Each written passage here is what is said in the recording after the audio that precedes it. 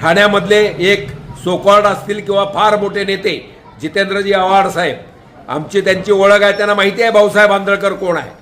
त्यांनी या ठिकाणी वसंत डावकरे साहेबाचा आणि माझा जो वाद रंगला होता, त्यांना मला हाऊसमधनं सस्पेंड केलं गेला होता. मी त्यामध्ये कोर्टातनं स्टे घेतला, पुन्हा हायकोर्टातनं घेतला, मॅट कोर्टातनं घेतला.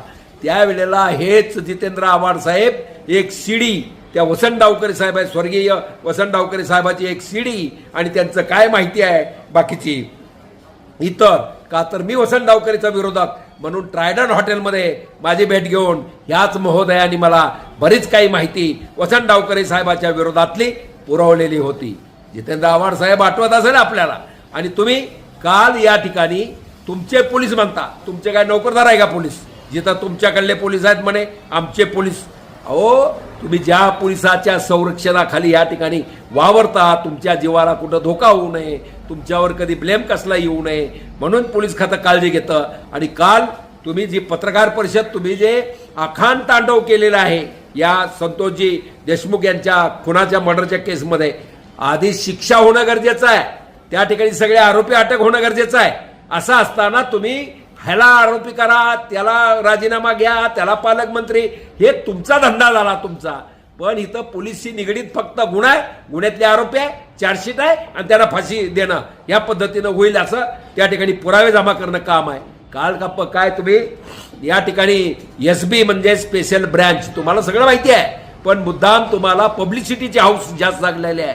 जितेंद्र आव्हाड साहेब, तुम्ही या ठिकाणी त्या ह्याला सांगता की काय ते पोलीस, एक तुम्ही पत्रकार परिषद तुमच्या घरात बोलवली, घरात बोलवल्यानंतर कुठल्याही पोलीस SB म्हणजे स्पेशल ब्रँचचं काम आहे, कुठं काय कामगार आंदोलन असतील, राज्यविरोधी असतील, देशाविरोधी असतील, काय कटकारस्थान असतील, सगळ्या पत्रकार परिषदेला अटेंड करण्यासाठी यदि SBचा कर्मचारी नेमला जातो, तो कर्मचारी ती पत्रकार तुमच्या घरात येऊ शकतात, तुम्ही बोलवता ते.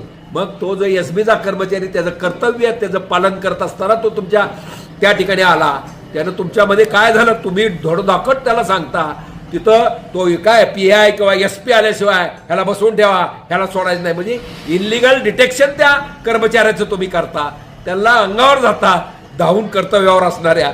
आणि त्या ठिकाणी तुम्ही स्वतः स्पष्टपणे त्या ठिकाणी सांगता की माझे वर गेलो होतो, 4 चैन माझ्या चोरीला गेल्या, मी तुम्ही चोरल्या म्हणलं तर कसं वाटेल? अहो, आमदार साहेब आहात तुम्ही, जितेंद्रजी आव्हाड साहेब, तुम्ही धडधडीत पोलीस खात्यावरती एका कर्मचाऱ्यावरती एवढा त्याच्यावर दडपण आणून तुम्ही तिथं बसवून ठेवता, इनलिगल डिटेक्शन करता, अंगावर जाता, त्याला कर्तव्य करू देत नाही. आज तुम्हाला काय तक्रार करायची वरिष्ठाकडे करा ना, मीडिया पुढं घेऊन तुम्हाला पब्लिसिटी पाहिजे या दृष्टिकोनातनं त्या ठिकाणी तुम्ही बोललेला आहात. माझं या ठिकाणी आमच्या पोलीस खात्याला, वर्तकनगर पोलीस स्टेशन आणि माझ्या पोलीस कमिशनर ठाणे आणि पोलीस महासंचालक यांना विनंती आहे की अशा प्रकारे जे वर्तन माझ्या पोलीस कर्मचाऱ्याला आपलं कर्तव्य बजावत असताना एक आमदारांनी माननीय जितेंद्रजी आव्हाड साहेब यांनी केलेलं आहे, त्यांच्यावरती 353, 332 इनलिगल डिटेक्शन, 441, 42 आणि इतर कलमान्वये गुन्हा दाखल होणं आवश्यक आहे. त्यांना काय तक्रार द्यायची तर देऊ द्या, कसा आला घरात, कसा आला, बाकी पत्रकार आले तर पोलीस एक साध्या कपड्यातला तुझ्या घरात येऊ शकत नाही, असं काय असेल तर काय त्याच्यावर गुन्हा दाखल होईल.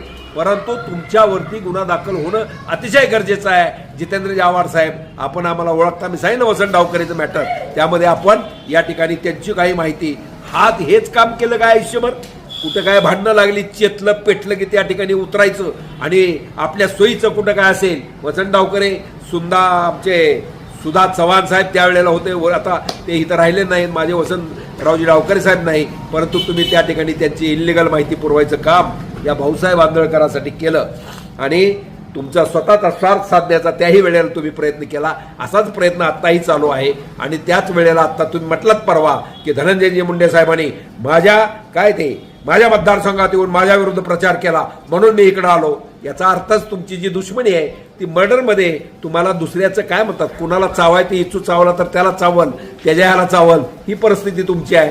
त्यामुळे तुम्ही शांत सगळे पुढारी राहा.